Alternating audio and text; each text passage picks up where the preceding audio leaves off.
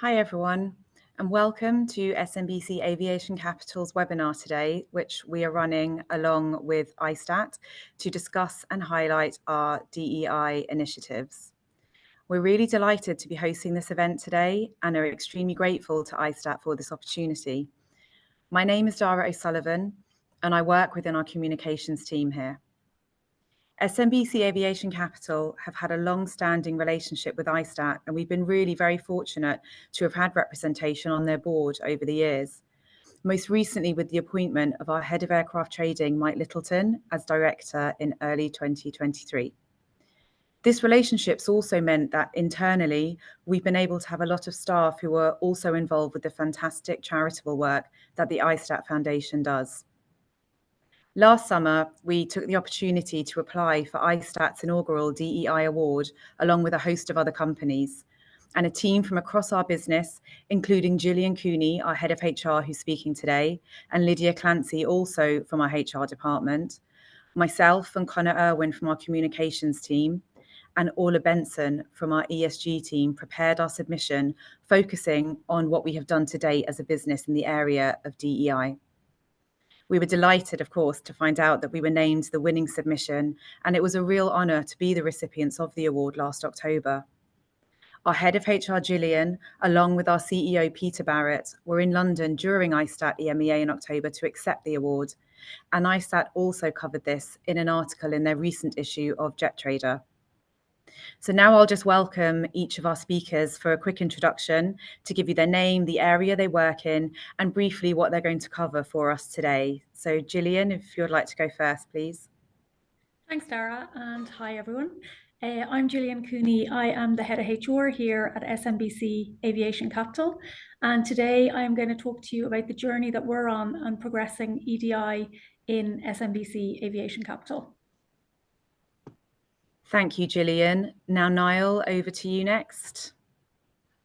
Hi, everyone. Great to be here. My name is Niall Barrett, and I'm the chair of the Mosaic Committee internally at SMBC Aviation Capital, which is our diversity, equality, and inclusion team. I'm also a member of the commercial and negotiation team internally at the company. Thanks, Niall. Camilla? Hi, everyone. I'm Camilla Palhares, and I'm part of the Next Innovation Hub here at SMBC Aviation Capital. And I'll be talking a bit about our recent win at the IATA Diversity Datathon. Thanks, Camilla. And last but not least, Carol, please. Thank you, Dara. I'm Carol O'Neill, and I'm the chair of the Corporate Social Responsibility Committee here at SMBC Aviation Capital. And I'll talk about our CSR strategy, initiatives, and the power of impact. Thanks, guys. I just want to say a huge thank you in advance to these people for taking the time to be involved today. And I know that it is really appreciated by everyone, so thank you. And before we start, just to also say if there's any aspect covered in today's session that you'd like any further information on, please just reach out to us. Don't hesitate to do that, to reach out either through ISTAT or through our own website, and we will, of course, get back to you on that.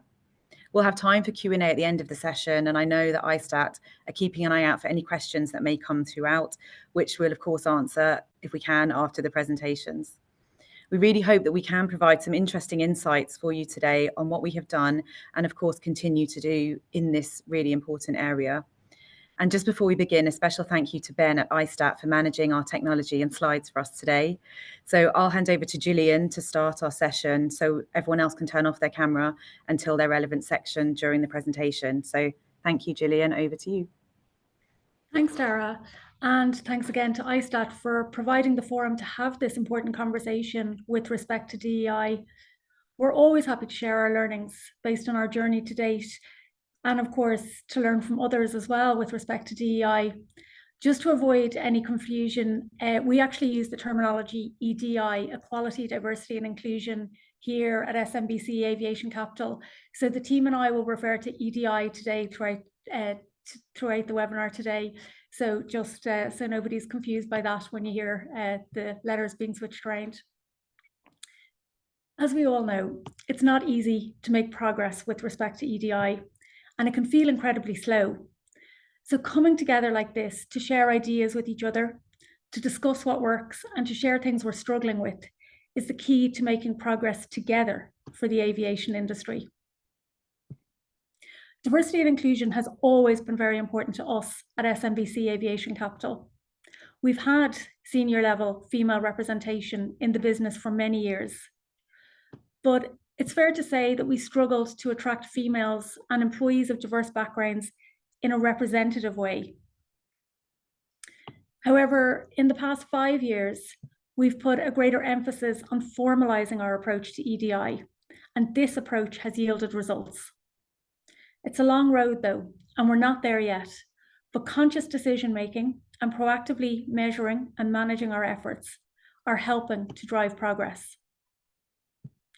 We're very fortunate in that we have strong leadership support from the top in SMBC Aviation Capital, which is key to driving change in our business. So our CEO, Peter Barrett, is very committed to progressing diversity and inclusion. And the appointment of David Swan to Chief Operations and Sustainability Officer puts EDI right at the heart of the exec team table agenda.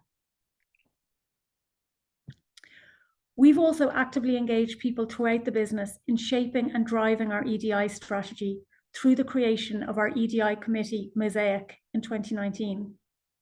Niall Barrett, who's chair of our Mosaic Committee, will talk to you shortly about how our Mosaic Committee helps us to recognise and to champion diversity, including gender, LGBTQI, cultural, socioeconomic, and neurodiversity. Listening to our Mosaic Committee enables us to understand what's important to people in creating a culture of inclusion. We actively recognise and celebrate different cultural backgrounds through initiatives such as our Little Book of Cultures.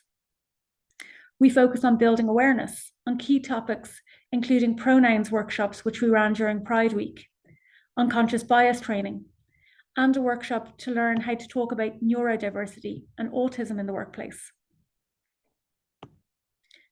Our people strategy has a focus on adapting our recruitment processes to attract a more diverse talent pool. Using AI, we've reviewed the language in job descriptions and recruitment advertisements to guarantee neutrality. We strive for balance in our shortlisted candidate pool and on interview panels. One of our greatest achievements has been the profile of our early careers group. It was only a few years ago that we had an early careers group of 100% male graduates.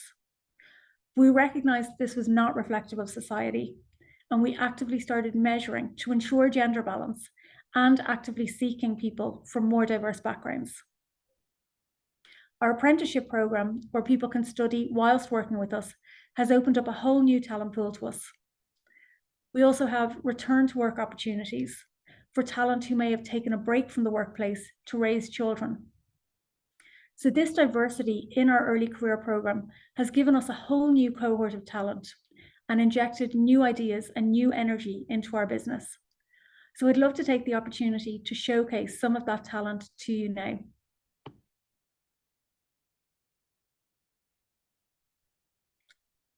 Yeah, perfect.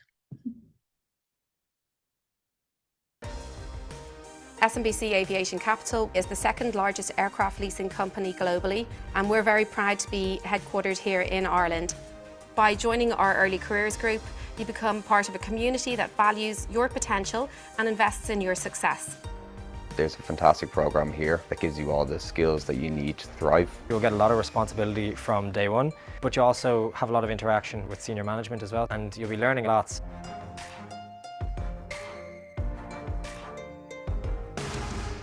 There's 3 strands to our early careers group.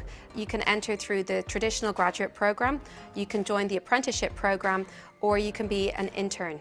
What attracted me to this graduate program was I wanted to be able to gain a further qualification while also working in a really interesting industry, and aircraft leasing is an industry that is really exciting.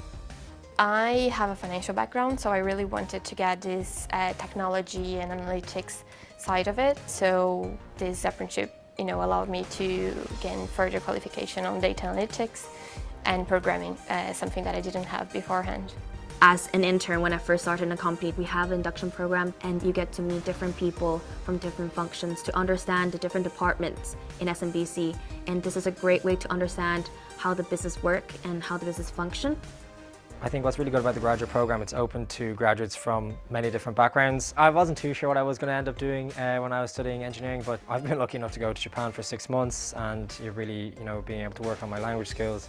And then alongside that, the opportunity to move into the Nest, which is the innovation hub here at SMBC Aviation Capital, and kind of instantly be working on really important projects. I joined the business information team. We focus on making sure the data is correct in all of our systems for the business to use. And it was useful coming from an engineering background, having the analytical skills, problem-solving skills for that role. We're proud to say that our programme continues to evolve. In 2021, we welcomed our first trainee solicitor, expanding the horizons of what our early careers group can offer. How it works for me is I start off in college for the first 6 months of my training, and then I come back into the office and learn the practical side of putting all of that into use. The experience is so broad, which is amazing for my own training, I suppose, to see so many different areas of law and how they can affect one company. This year marks the 10th anniversary of our graduate programme and early careers group. Many of our employees who started in our graduate programme have risen to senior positions within the company. I wanted to join a growing company, a company that's worldwide, but I also want to be part of an Irish company where all the main decisions are made in Dublin. I got the opportunity to move to Tokyo to work in our shareholders' office. Amazing experience. Japan is a completely different culture, completely different way of doing business. It's hard work, but it was very rewarding. Our company takes corporate social responsibility seriously. We actively engage in initiatives that make a positive impact on the communities we serve, as well as the environments we operate in. Sustainability will probably be one of the biggest challenges that the aviation industry faces at the minute. One of the biggest drivers for me is being part of the solution, so being able to have an impact in the decarbonisation of the aviation industry. And I believe that as the second biggest aircraft lessor, we can aim to help with the solution.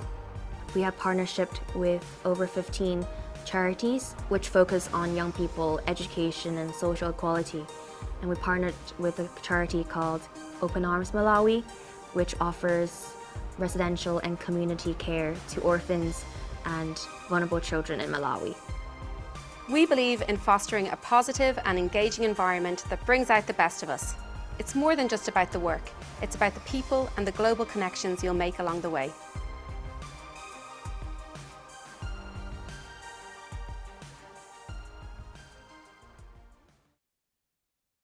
Thanks, Ben. Of course, as we all know, bringing talent into the business is only the first step. Retaining and developing that talent is key. So through targeted initiatives such as agile working and targeted leadership development, we've shifted from having just 20% female representation at our head of function and executive team level to now having 40% female representation at these senior leadership levels. So we have made progress, but we're not there yet. We have to continue to challenge ourselves, and we commit to making further progress. This is why we've signed up to IATA 25 by 25, where we've set ourselves the target to improve our gender diversity by 25% or to 25% by 2025. But of course, EDI is not only about our efforts internally, it's also about ensuring that we play a positive role in the societies in which we operate. At SMBC Aviation Capital, having a positive social impact has always been very high on our agenda, and we have a very active CSR committee. This external perspective has further deepened our appreciation of difference and of diversity.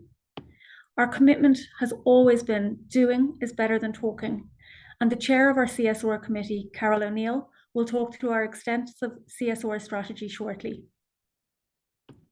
So we're learning a lot on this journey, and we'll continue to learn from our own efforts and learning from others. As we know, EDI is not just an initiative or something that can be viewed in isolation. It's a mindset. It's the way we do everything. And that level of fundamental change takes time and commitment from people right across the business. That can often be one of the complicating factors in driving the EDI agenda.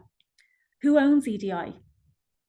For us in SMBC Aviation Capital, we recognise that we all play a role, and that in order to drive change, it has to be embedded throughout our business.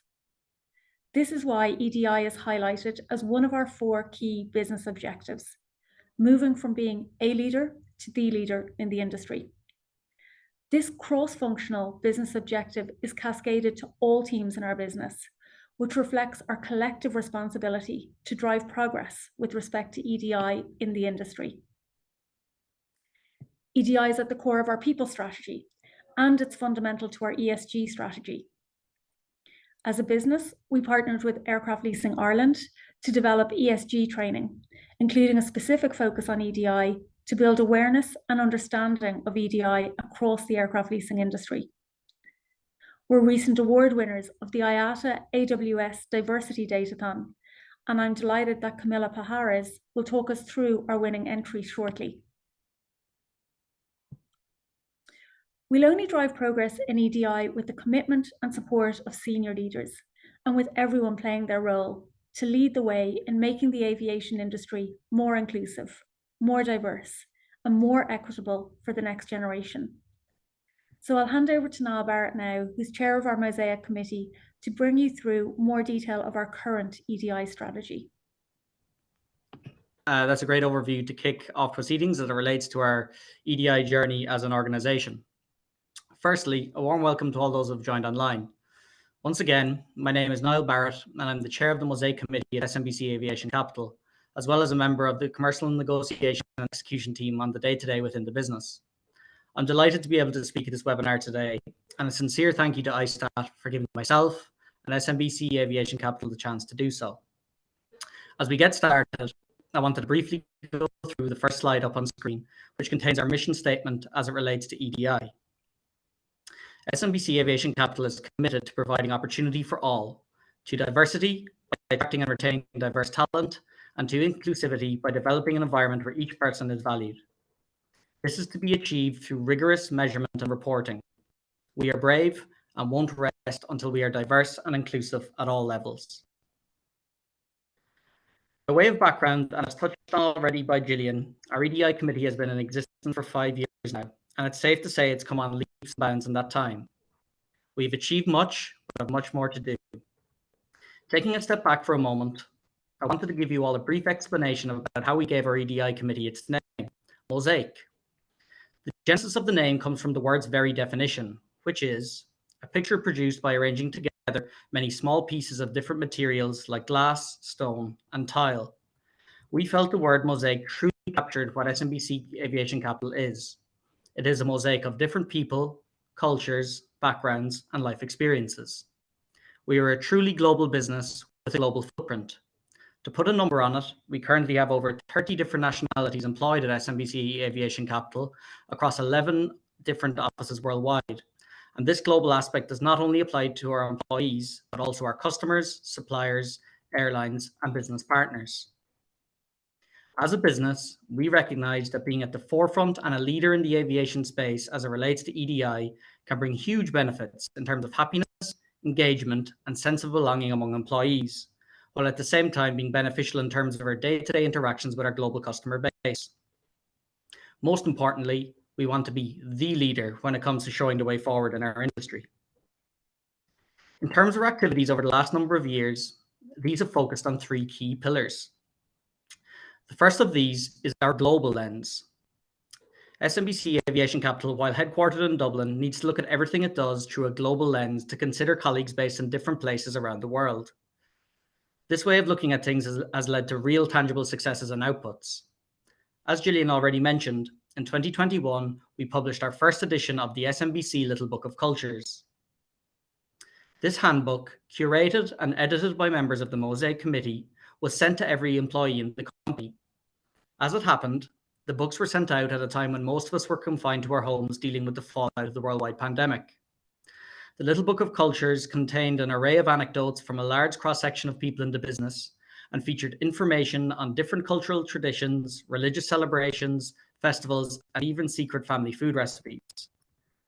I must say, people voluntarily putting pen to paper and sharing some things dear to their hearts in one little book really opened everyone's eyes to our diversity and our differences. It also brought us together as a company at a time when we couldn't see each other face to face due to the global pandemic.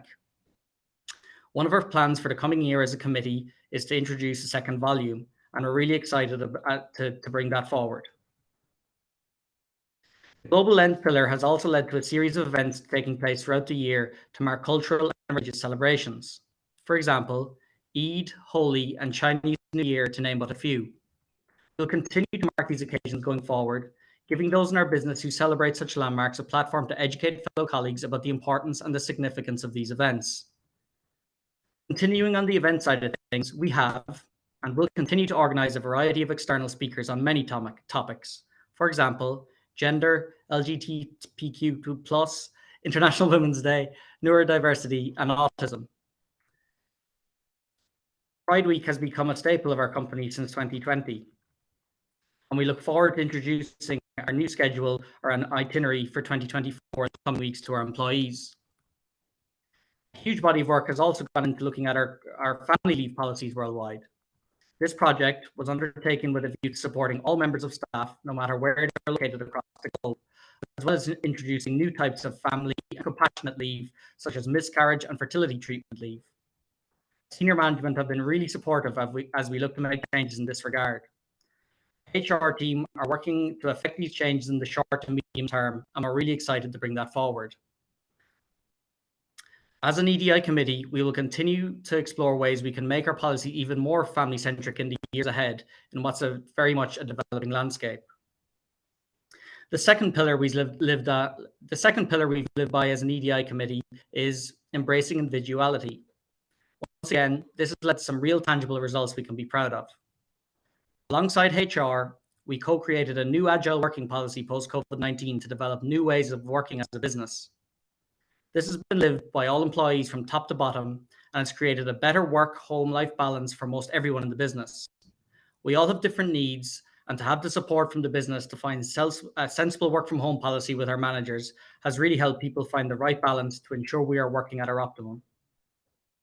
Turning to our third and final pillar now, which is awareness.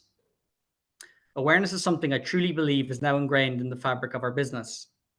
As Gillian already mentioned, we have inclusion statements in all recruitment materials with an enhanced focus on diversity in all stages of decision-making, whether it be for internship or graduate program positions or senior roles that need to be filled.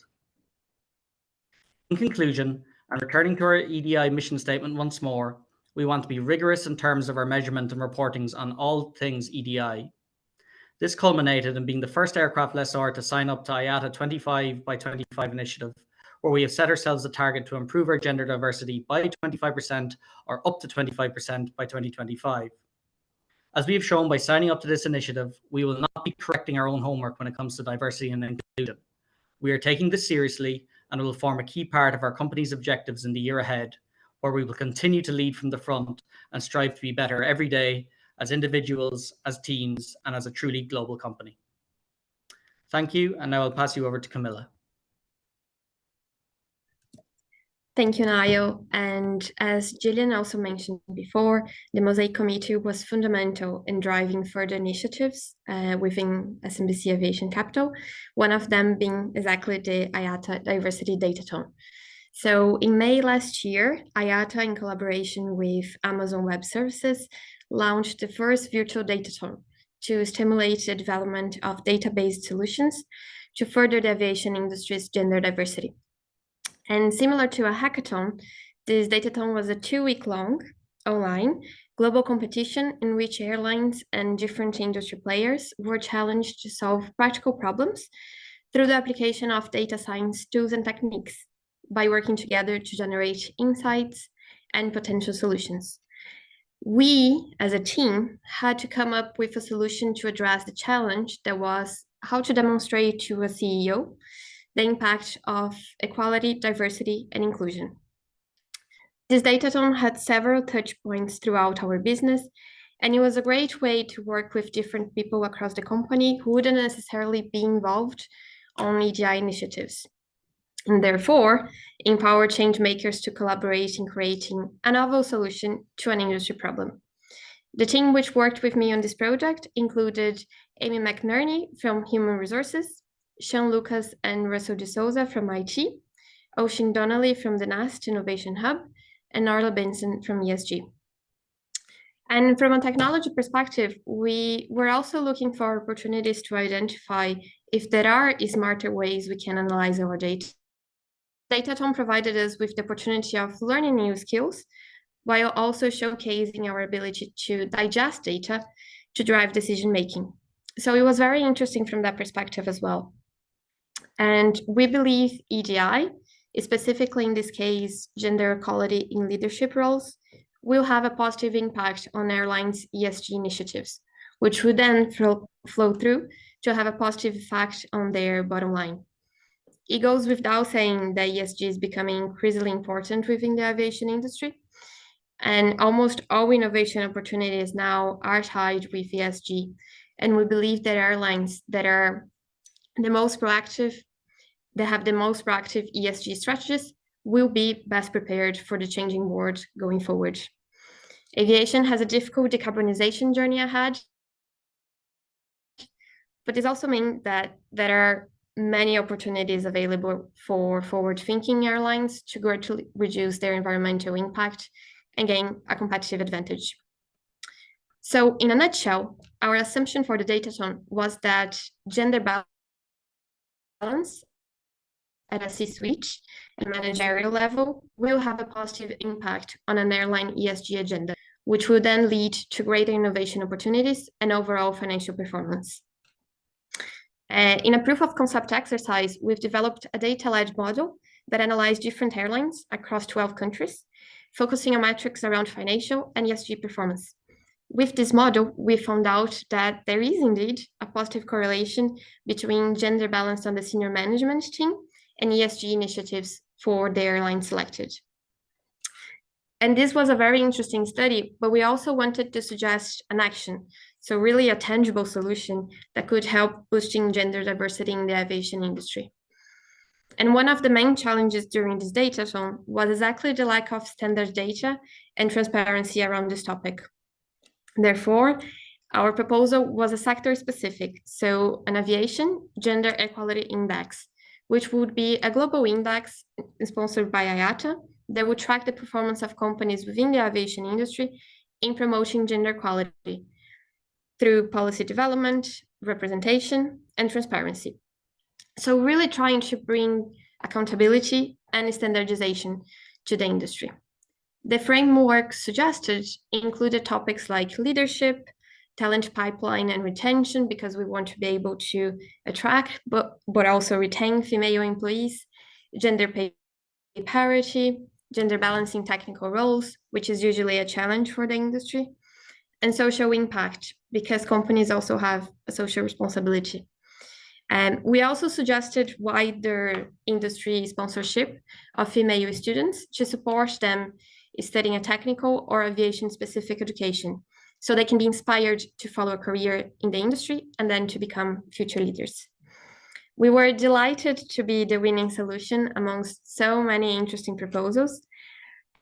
And following the winning announcement, our CEO, Peter Barrett, was part of an EDI panel discussion at the IATA General Meeting in Istanbul, which really demonstrates the commitment we have to drive changes.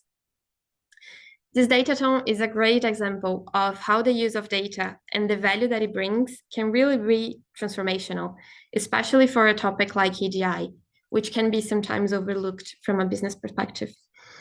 And just like the IATA 25 by 2025 action, we really hope to champion more industry-wide initiatives for the future, where we can foster innovation and dialogue to create a more inclusive, diverse, and sustainable aviation industry. Thank you. And now Carol, chair of our CSR committee, will talk a bit more about their amazing work. Thank you, Camilla. Welcome everyone, and thank you for having me today. My name is Carol O'Neill and I'm the chair of the Corporate Social Responsibility Committee here at SMBC Aviation Capital. I was appointed as chair in March of 2023, but have been an active committee member since 2015, acting as a relationship manager for many of our charity partners since then. Our CSR committee was set up back in 2014 by 2 staff members. At that time, we started to recognise the importance of creating a positive impact in our surrounding communities.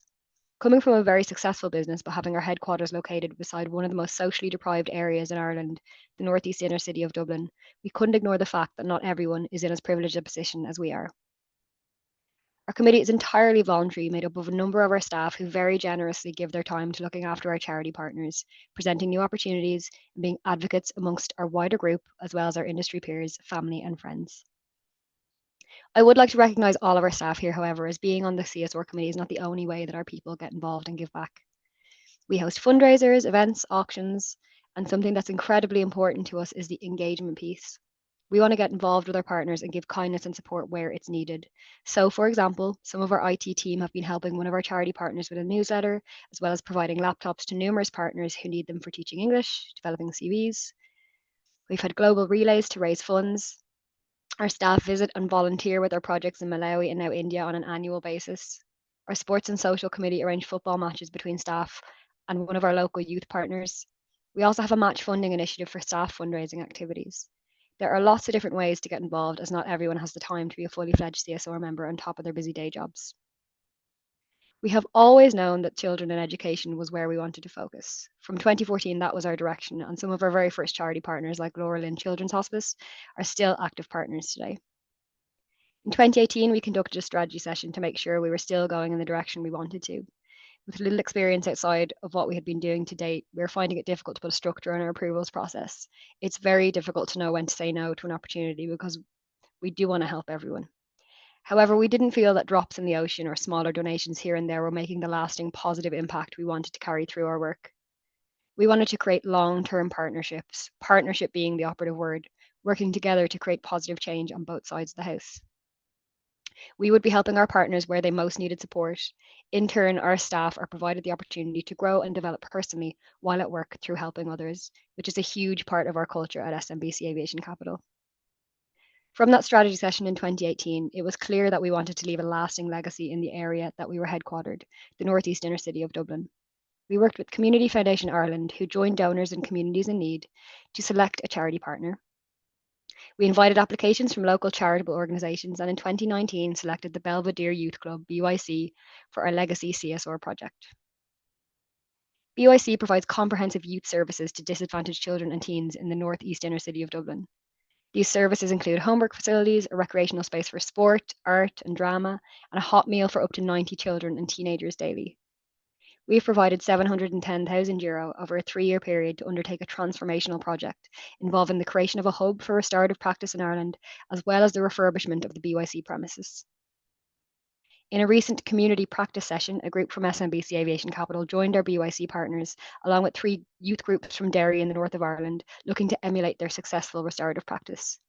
This session also involved community and senior local police. Together, we discussed the benefits of our partnerships from all perspectives and answered questions from the Derry groups on how to bring themselves to a similar position. This is just one example of how our partnerships go beyond just monetary funding. At the end of last year, we conducted another strategy session, which we hope to carry out now approximately every 3 years to ensure we are directing our efforts in the right places. Staff today want to see their values reflected in the actions of the business, so we need to listen to that and incorporate it into our social impact activities. Our CSR themes have expanded slightly from children and education to include equality and inclusion and disadvantaged communities. We are committed to building long-term sustainable programs for the benefit of our charity partners, our employees and our shareholders, so relationship-led rather than one-off opportunities. What's important to us is global impact, so we're focusing our efforts on the communities we operate in beyond Ireland. Multi-year partnerships, we want to build our relationships and see our impact grow and develop for the good of our beneficiaries. Staff engagement, we want to bring our partnerships closer to our staff so they understand our impact and are part of that positive change. We want to be authentic in our actions by making a statement that demonstrates that we care. Deep relationships, ensuring we stay connected with our partners on an ongoing basis and encourage our relationships to expand and evolve. Leading by example. Through our actions, we want to show our peers what can and should be done in the area of CSR. We have so many achievements to date, but to give just one example, our difference days, which are socially responsible corporate events that really do make a difference, are now one of our annual all-company events that have evolved from the generic corporate team building activities into total transformation of the grounds of DEIS or underprivileged schools in Ireland. The children in these areas face a lot of complex challenges, and like all children, they deserve a safe space and a space to be proud of. The impact of these projects is community-wide, and our aim is to make a difference in an entire area of Dublin versus one school here and there. Essentially, leave no school behind. We are extremely proud of our partnerships, which currently are spread across Ireland, India, Malawi, and Ethiopia. We hope that our peers are hearing our message and seeing the real impact we are having. This is extremely important to our people, which means it's extremely important to your people. As Gillian said, we strongly believe that doing is better than talking. So we look forward to seeing our collective positive impact and achievements across the coming year and beyond.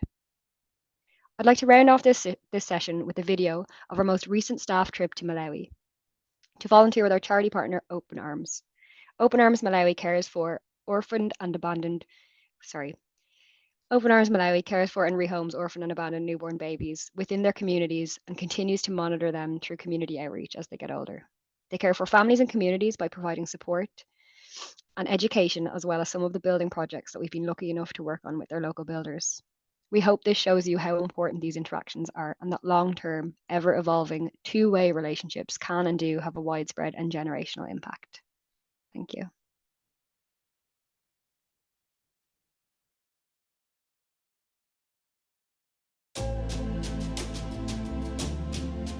I think sometimes we are so focused on our daily jobs and our life in a way that we actually forget how other people live. It's life-changing. It really kind of tugs on the heartstrings. It would lift your heart and break your heart right at the same time to see these babies. I even get emotional because it is a bit too much, but it's amazing to see what they work and like how what they do actually impact the life here.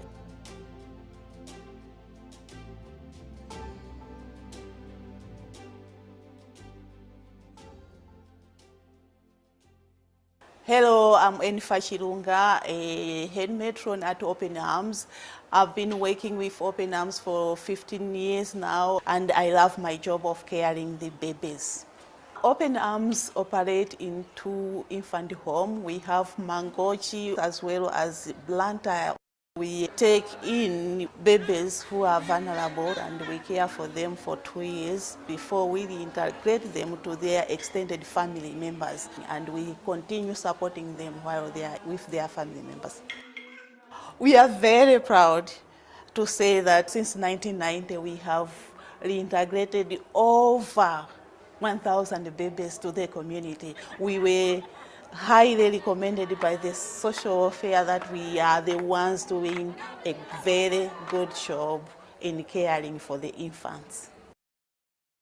Part of our culture from the very start has been to try in a meaningful way to give back to communities that are much less fortunate around the world. We have a really strong CSR programme that's been running for 9 years now. And for 7 of those years, Open Arms has been our keynote overseas project. And we're really, really proud of that project. We have over 60 staff members have come to visit the project over here. We're in a really, really lucky position to be able to do that. We have been helping taking care of the kids here. We also helped with some building in some remote areas here in Mangochi. And we also did outreach, so we visit different communities to see how the kids that were part of the infant homes when they were younger are doing now, if they are at school, if their family is okay. Yeah, that's a great moment for me to see actually that this initiative has made a change in someone's life. It's a really, really, really happy place. This time we do see a big difference. They've changed the way they're doing things in the home, and it's actually just so much better. The staff they have such ownership, they're so proud of their jobs, and the babies are the happiest we've ever seen them. It's really, really, really just such a touching thing.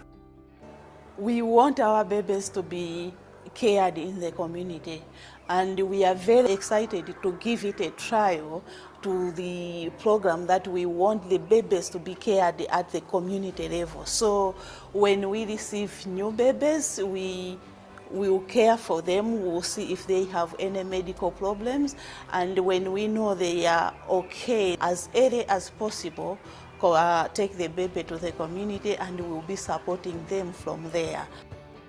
We work hard, but to get the opportunity to give back is something that's absolutely huge. We're given the freedom to do that. I'd like to say a big thank you to SMBC and Open Arms for making this trip happen. I'm not going to save the world, but if you just help one person at a time and a little bit at a time, all those bits add up.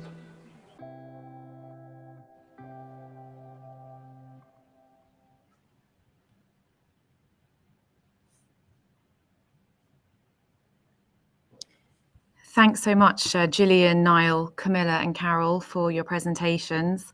And we do have some time now for Q&A, but as we did mention before, if there's anything you would like further information on or to chat to any of the speakers about anything in particular regarding today's presentation, please do reach out via ISTAT or our own website, and we will absolutely be happy to speak to you about that. I can just see one CSR related question that's come in here. So Carol, regarding CSR projects, the question is who is involved in the decision-making process in your company? Is it just the CEO who makes CSR related decisions and says where the money should be spent? Yeah, thanks, Dara. No problem answering that. It's a really inclusive process. So, you know, first, does it fit in with our CSR theme? So children and education, equality and inclusion, disadvantaged communities. Does it help us achieve our objectives? So the global impact, the multi-year engagement, the staff engagement, and all CSR members on the committee are involved in that decision-making process. So everyone's voice and impact and input is really, really important. There is a formal approval structure within that group then, just to make sure there is enough support across the team. And then there's a higher level of support only if the funding surpasses a certain threshold or certain level. So that higher level is our supervisory committee, and on that committee is our CEO, our COSO, and our chairman. So there is a lot of support at a senior level, but it all originates inside and is driven by the CSR committee, made up of people from all across the business, all different levels. Okay, great. And just a quick one really for, I guess, Niall and yourself.